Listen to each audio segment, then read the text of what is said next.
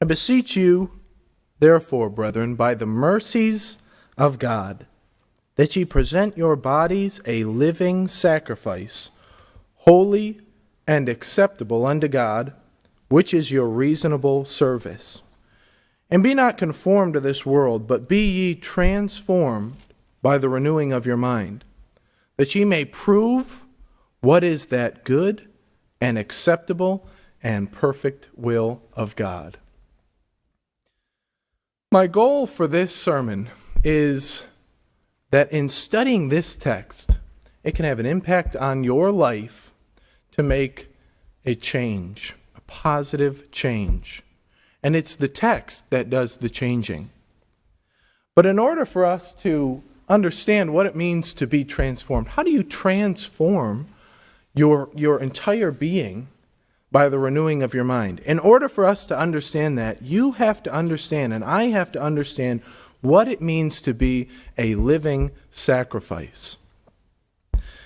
Paul lays out the gospel. He lays out the need for righteousness in the book of Romans. He starts off with a thematic statement in verse 16 of chapter 1. He says, I'm not ashamed of the gospel of Christ, for it is the power of God unto salvation, to everyone that believes, to the Jew first, and also to the Greek. Paul's statement to start his letter to the Romans is, the gospel is the power of God unto salvation to everybody. It doesn't matter where you're from. And then he goes on and he talks right after that up until about chapter 3, verse 20, on the critical need for salvation, for righteousness, for the gospel. And then following, he talks about how that need is met. Up until the end of chapter 5, he talks about how the need is met and Judaism is surpassed through the gospel. How the gospel has gone far and above what the Jewish law was. Then he continues on to the end of chapter 8, how the gospel correlates with the law. And Mark did a fantastic job this morning talking about what that law was, what it meant to people. And then, chapter 9 up until our text, he talks about how the gospel correlates with the history of Judaism. And that brings him to how the gospel correlates with Christian living. That's what this statement is. How does the gospel of Jesus Christ correlate with the way that you live your life? And if you believe all of that, if you believe that there's a need for salvation, there's a need for righteousness and the gospel, if you believe all of that, then chapter 12, verse 1, and that's where he brings it. He says, I beseech you. Now he could say, he's an apostle. He could say, I command you. I command you to be a good person. But he doesn't. He doesn't say that. He says, I entreat you. I beseech you. I beg you. By the mercies of God, present your body a living sacrifice. Now, what is a living sacrifice? And if we can understand this, then we can understand how we must change our lives for the better. A living sacrifice, it's really a paradox if you think about it. Sacrifice was a final act. You sacrifice something, it was bloody, you would sacrifice an animal, and it would be dead at that point. What Paul is saying, make your life a living killing. Does that make sense? It's easy, right? Simple concept. Just make your life a living killing. And there we go. Now let's go out and now we're Christians. No, it's a very deep concept. Make your life a living sacrifice. Well, we know what sacrifices were in the Old Testament. How are they different now? How is a living sacrifice different than a sacrifice in the Old Testament? Well, first, a living sacrifice is not bloody. It's not something where you have to shed the blood of animals over and over and over again. Christ, if you remember, Christ was sacrificed once on our behalf, and his blood, as Mark was talking about this morning, his blood washed all the way back to Adam and washes all the way forward. So our living sacrifice isn't something where we are trying over and over again to offer up more sacrifices to God. But also, a living sacrifice is not final. It's not something where you say, well, I made the sacrifice and I'm done. My living sacrifice is over. No, the implication by it being living is one that it continues on. It lives on in your life. I heard one preacher say the problem with living sacrifices nowadays is that they keep getting up off the altar and walking away. A living sacrifice is one that stays there. It gives its life. It takes its hands off of its life, and it lives for something more. Through your death, you are going to live for something better. So what is a living sacrifice? It's a choice to take your hands off of your life and to live for God. It's a death that leads to life. Turn back to Romans chapter 6. Paul outlines this idea. He's looking at the idea of grace. We have grace. Christ died for us. He washed away our sins, and he asks the question, what shall we say then? Shall we continue to sin that grace may abound? We're just going to have all this grace. It doesn't matter how many times we sin. God is just going to keep forgiving us no matter what. Should we continue to sin? God forbid. How shall we that are dead to sin live any longer therein? Know you not that so many of us, as were baptized into Jesus Christ, were baptized into what?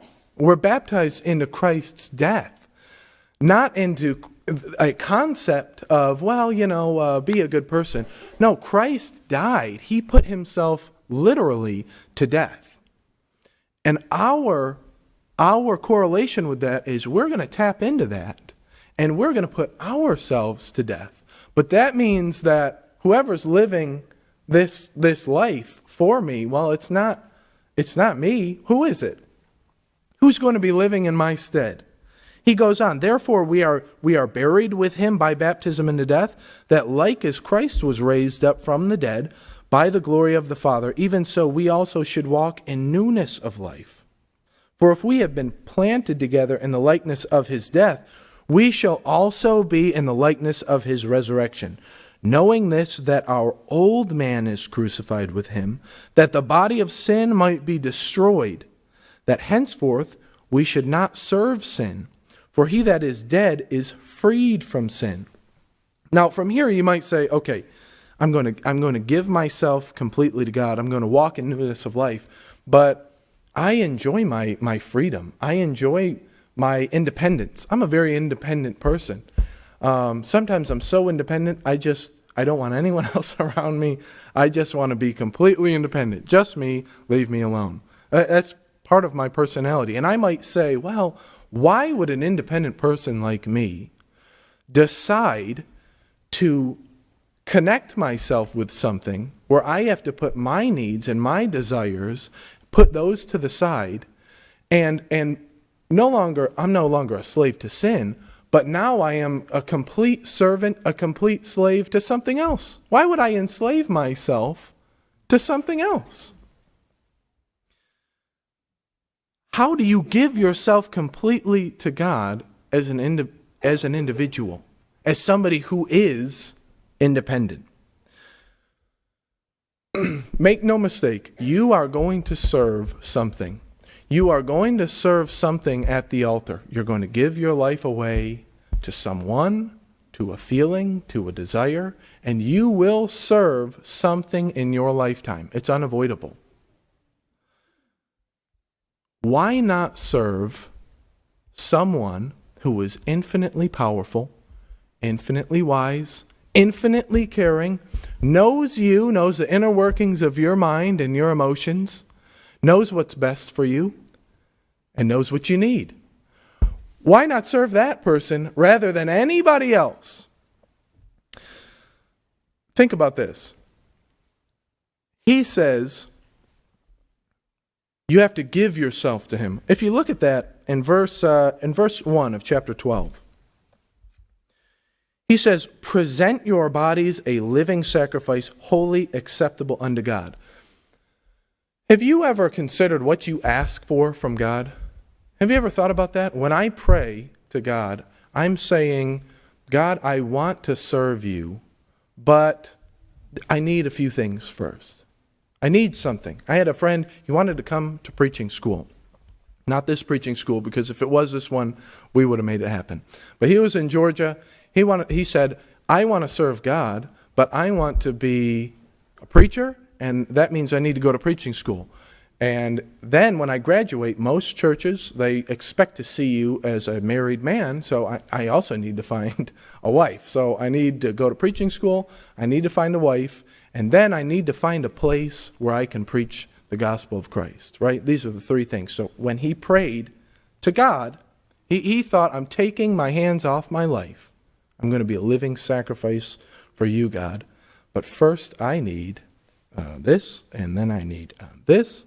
And instead of taking your hands off your life and saying, God, I would like to be transformed. I'd like to be a worker in your kingdom.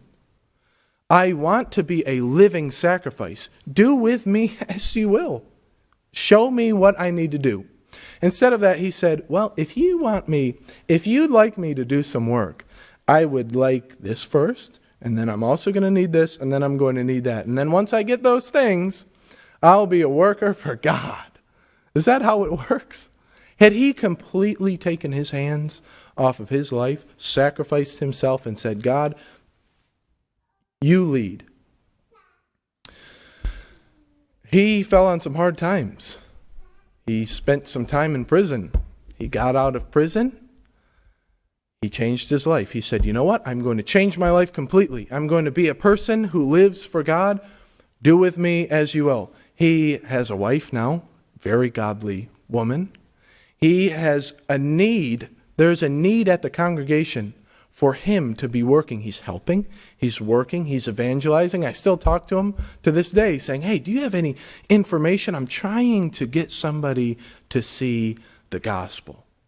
What happened? He actually took his hands off his life and he said, you know what? God, I've made some mistakes. I'm living for me. I'm my own person. I'm going to be a living sacrifice. Use me. And then what happened? The things that he thought he needed, well, he got them. And it's not a ploy to say, if you want $1,000, just say, God, I'm not saying give me $1,000, but just do whatever you want and God's going to give you $1,000. That's not what I'm saying at all. I'm saying God, the infinitely wise, infinitely powerful, infinitely compassionate being, saw him take his hands off his life and become a living sacrifice. And then what happened? God said, I need help. There is a vineyard. There are people. We need workers. I'll put you to work. And what happened? He's a Christian man putting himself to work because he's a living sacrifice. He is holy, he is set apart, and he presented his body to God. It's not the other way around. God doesn't present you with gifts, and because, Christmas time, I get a gift from God, now I'm going to be a worker in his vineyard. No, it's the other way around. It's completely the other way around. So you want to be a living sacrifice. What does it say at the end of verse 1? It says, which is your reasonable service. Why is it reasonable? That word reasonable it could be translated logical. It could be translated true. It's a difficult word to translate. Some translations put it your true worship. Present your body a living sacrifice, which is your true worship. Reasonable service or logical service to God. It makes sense. It's the idea that you are going to have to serve somebody. It makes the most sense to serve God. It makes the most sense to be a sacrifice to God because he's the one that cares for you. It is a logical, rational idea. That's what it means. Why? Because of one, who God is, and two, who you are. If you don't serve God, you'll serve someone else. With that in mind, you are a living sacrifice. I'm going to take my hands off my life. He then says, and this is a tough verse, verse 2, and be not conformed to this world, but be ye transformed by the renewing of your mind, that you may prove what is that good and acceptable and perfect will of God. I want to be transformed. I want to actually make a change in my life. I want to look at this and say, yeah, that's me. I would like to be different. I'd like to be better. I have a slight obsession, and I know some of my brothers as well have a slight obsession with self-improvement. We'll say, I'll get up at 3:30 in the morning if it means I can run faster and jump higher and I can hold my breath longer. I'm obsessed with that idea because I want to get better. Well, Christians, it's a good thing to say, you know what? I want to be better than I was yesterday. Why? Because Paul is saying, you don't be conformed, don't be pressed down and molded into or fashioned into what the world expects you to be, but instead be changed over time. Be slowly transformed and carved out in a positive light, proving the will of God, showing what's good to God. Well, how do we do that? It's a battle of the mind. There are so many things today vying for your attention and vying for your respect and to change the way you think and the way you feel on the inside, trying to stagnate you. I have two examples. Two examples were brought to my mind. The first one, and these things, this is not to make anyone feel bad about their lives and the things that they do. I'm not picking on anyone. I'm just noticing things that are very prevalent in our society. Two examples that everybody knows somebody that knows somebody that is a part of this. The first one is social media. Now, again, social media can be such a good thing. We need to evangelize the entire world. What better way to evangelize the entire world than to go to the place where the entire world is looking? It's a very positive thing. And this isn't a sermon against social media. I'm just showing how the world is vying for your attention, trying to change your mind and beat you down to be its own mold. There was a doctor, Dr. Susan Revis. She did a fantastic study psychological study on over 5,000 people. And here are the things that she came up with on social media. One, it pulls your mind from true love, the people sitting next to you, to people 6,000 miles away. There are people who need your attention in life. I have a beautiful wife. I am happily married. I don't spend 2 hours on social media every day because I need to pay attention to my wife, not this random person on the other side of the world. Another thing is perception. She found that it affected your perception of you and who you were and your worth more than anything. You have 1,000 acquaintances showing off only their best and cleanest self. New cars, new clothes, jobs, husbands, wives. No sadness, no hardships. I saw somebody, I thought they went on 8 vacations a month. As all I saw was just beaches and sun and a smile. And where do they get, first of all, do they ever go to work? Where did this come from? All you see on social media is a snapshot of the best possible life that this person is living. And how can you then look at yourself and say, well, I'm good enough, I was depressed for 3 months. This person smiled for 10 years straight, never stopped smiling. The perception of the world around you is warped on something like social media. Jesus said, take heed that you do not your alms, your good deeds before men, to be seen of them. Otherwise, you have no reward. Jesus said, you have no reward of your Father which is in heaven. Therefore, when you do your alms, sound not a trumpet before you, as the hypocrites do in the synagogues and in the streets, that they may have glory of men. Verily I say unto you, they have their reward. What is he saying? Earth. You have your reward on earth. Now, my mother and I have a running joke. Anytime she tells me, I read my Bible today, I'll say, well, there goes your reward. Oh, well, don't get any reward in heaven because you told me you were doing something good. Could you, and that's a joke, could you say, love you, Mom. Could you say, take heed not to do your good deeds and then post them on the internet to be seen by people? Otherwise, you have no reward of your Father which is in heaven. Therefore, when you do your alms, don't post it on the internet so people are going to see you doing good things. I have seen preachers posting, praise God, I went out today and did my job. And I'm supposed to pat you on the back. I'm going to send you a like. And now that I have validated you in doing your job, well, now I feel good about myself. That's wrong. That's completely backwards. It is a situation where you can show good that is happening in the world, but are you using this tool as a way to just showcase, look at me, look at the best parts of my life? Not only that, but I'm doing work for God. Social media is dangerous. It perverts the way that you think and the way that you look at the world around you. Reel it in a little bit. Pay attention to the person next to you. Maybe start thinking, could I evangelize my friend right here who is not a Christian? I see him every other day. Yet I'm going far and above to show everybody else all this work I'm doing. It's just a question. It's for you to decide.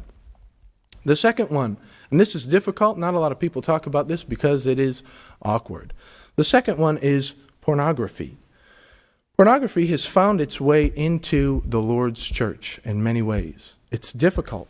Dr. Grant Hillary Brenner published a study that went from 2014 to 2018. He took a study of over 3,000 married couples. And in this, he looked at four things. Now, the Bible tells us in Ephesians chapter 5 how husbands are to love their wives, how wives are to submit to their husbands.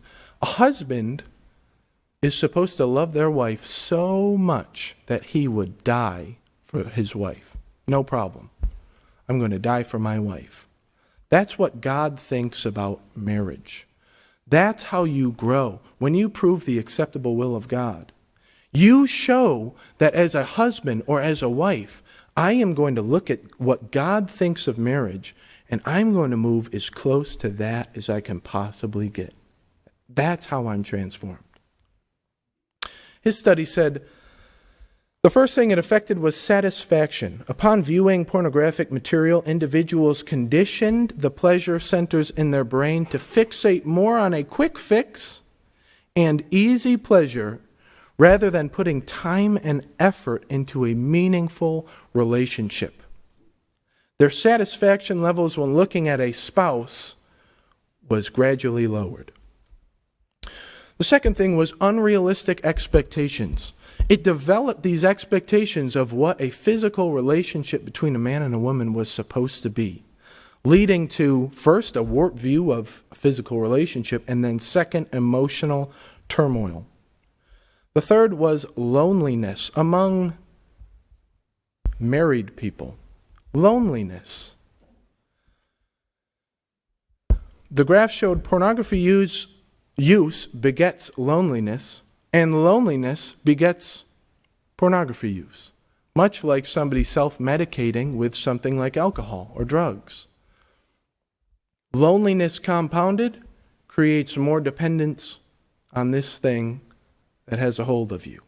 It's taking your mind and it's grinding it down and saying, you can have a meaningful relationship, you can love, you can have a good view of what God created. He wrote Song of Solomon, an idea in the scripture that is so powerful and so good and pure and lovely.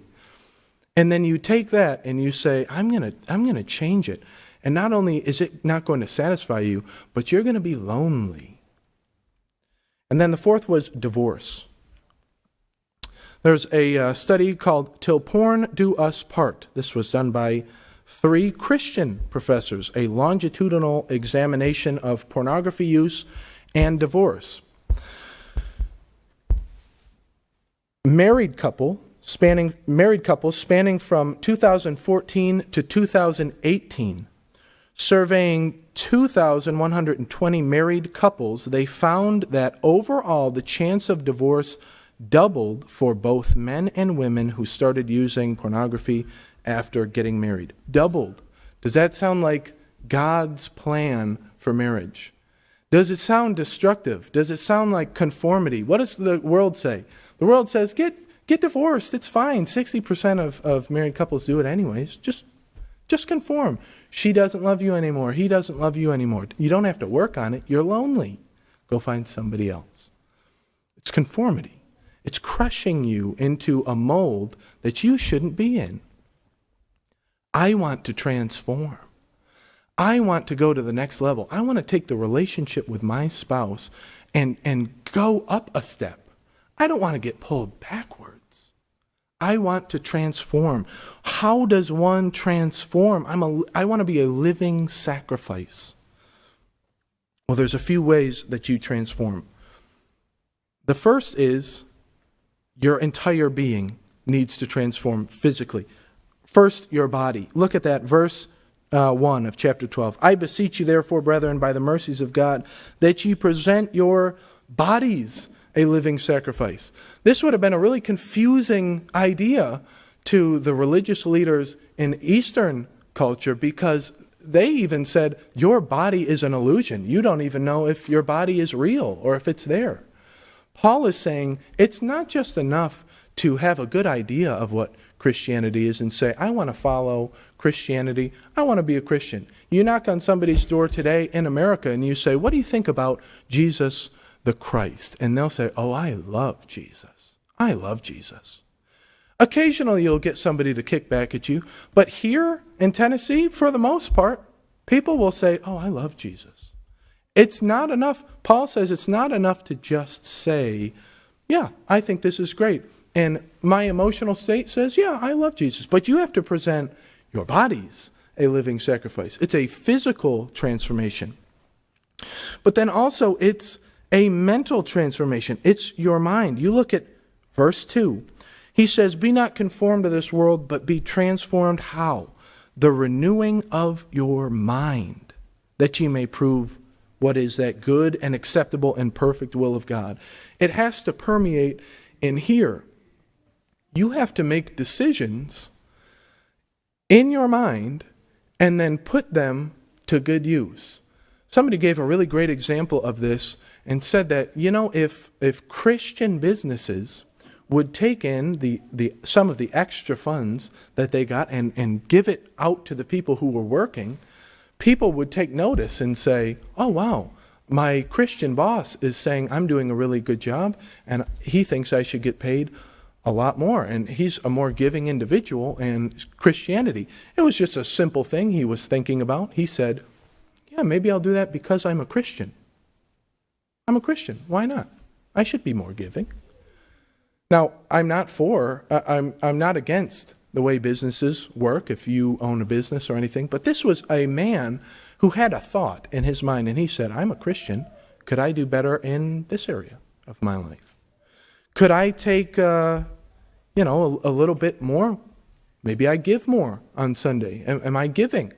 Maybe I go out into the community and look for somebody to help. And you start thinking, I should be changing, right? I'm a Christian. I should act a certain way. Your mind has to transform as well. You present your body, you present your mind, but also you need to transform the personal view of yourself, who you are as a person. Look at verse 3 of chapter 12.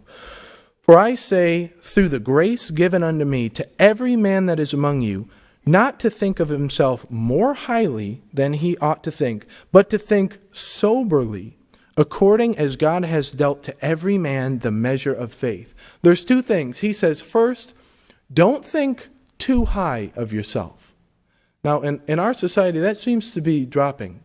Some people think very high of themselves, but there's this morose, this cloud that is over so many people where, well, I'm not really worth much. Suicide rates are increasing. Depression rates are increasing.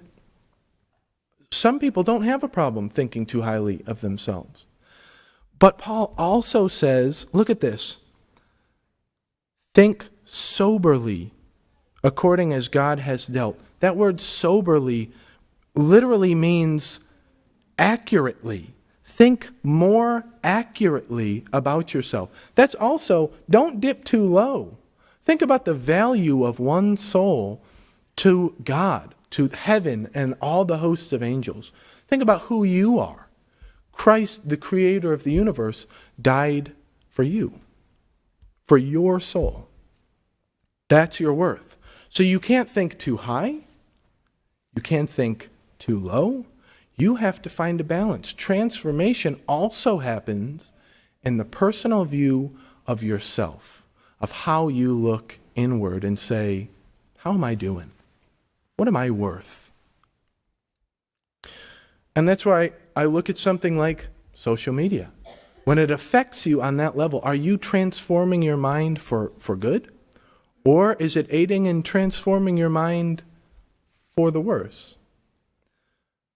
But also, you need to be transformed in, the last one, service to others. Paul talks to these Christians. In verse 6, he says, having then gifts, differing according to the grace that is given to us, whether prophecy, let us prophesy according to the proportion of faith.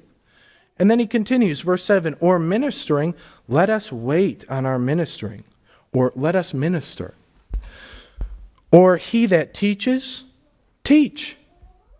Or he that exhorteth on exhortation, he that giveth, let him do it with simplicity. He that ruleth with diligence. He that shows mercy with cheerfulness. These are all acts of service. You need to be a servant. Christianity is unique because everybody has unique and different capabilities in the Church of Christ. And that's the idea. You've heard the idea of some are an ear, some are a hand, some are a foot. Everybody has a different job as a Christian. I might feel comfortable just going and talking to some random person and saying, let's study God's Word. You may not feel comfortable. You may be better doing this over here. You might just be better at this, and I might be better at that. But no Christians should be unemployed Christians. There should be no unemployed Christians in this church. Everybody must transform themselves in their service to God and others. That's a great place to start, too. If you're struggling, you can say, okay, I want to transform. I want to go to the next level. Here's how I'm going to do it. I'm going to find one person this week to help. I'm going to reach out to somebody. My person is Tom. I'm going to help Tom. No matter what, I'm going to help Tom Waycaster this week. That's my goal. That's how I'm going to try to transform through service. And then the last question that I want you to leave with is, you are a living sacrifice. If you're a living sacrifice, you're taking your hands off your life so that you can be transformed into something better. The question is, why? Why would I do this? Yes, it's reasonable. It's rational. Really think, why are you going to do this? It's right there in the beginning of chapter 12. Look, he says, I beseech you, therefore, brethren. Again, he didn't say command. This is a plea to your humanity, to your emotion and your moral center. He says, I beseech you, therefore, by the mercies of God. That's why. That's why you're going to present your bodies a living sacrifice. That's why you're going to make a transformation. It's because of the mercies of God. In John chapter 10, Jesus says, no man takes my life from me. I lay it down of my own accord. Why did he do that? Why did the creator of the universe, we're a creation. We are created by God. Why did the creator come and say, I'm going to lay my life down. Nobody's going to take it from me. I'm deciding to do that. That phrase is the mercies of God. That's why you present your bodies a living sacrifice. The mercies of God is Jesus saying, no man takes my life from me. I lay it down of my own accord, because a sacrifice in the Old Testament, it wasn't enough. It wasn't, the blood of bulls and goats cannot take away sin. But you know what can take away sin? In the Old Testament, it was for remembrance. We're remembering our sin, we're pushing it forward, and we're looking forward to something better. And Christ came, and it was for redemption. It was for the remission of sins. Christ's death is the mercies of God. You are going to make a change because you are asking the question, why did Christ give his life for me? Because he loves you? Because Christ took his hands off his life and became a dying sacrifice, so you can take your hands off of your life and become a living sacrifice every day. How do you know you can trust God? Because he took his hands off his life for you. He is the only master that you will serve that will not destroy you on the altar. You will be there, you will live your life for him, and he loves you. You can trust him. I think about my friend a lot. He didn't have his life worked out to where he was a living sacrifice. He had it backwards. But now that he is, he's an encouragement to me. And I hope an encouragement to you. And I want you to think this morning, have I really taken my hands off my life? Have I sacrificed me, my desire, my needs of, well, I'll serve you, God, but only on my conditions and my terms? Maybe this morning you would like to do that. You would like to become a living sacrifice. That's your decision. Just like Jesus said, no man takes my life from me, I lay it down. You have to make that decision as well. No man can put your spiritual man to death and raise you up a new creature. That's you. You have to do that. If you would like to do that this morning, please come forward. If you don't feel comfortable coming forward, come and talk to me directly after services. If you have not had the love, the compassion for Christ's church, maybe you've sinned in front of many, and there is a sin that is on your charge that you want to deal with here in front of the congregation, you can also come forward and ask for prayers. We will forgive you. God will forgive you. I hope and pray that you become a living sacrifice.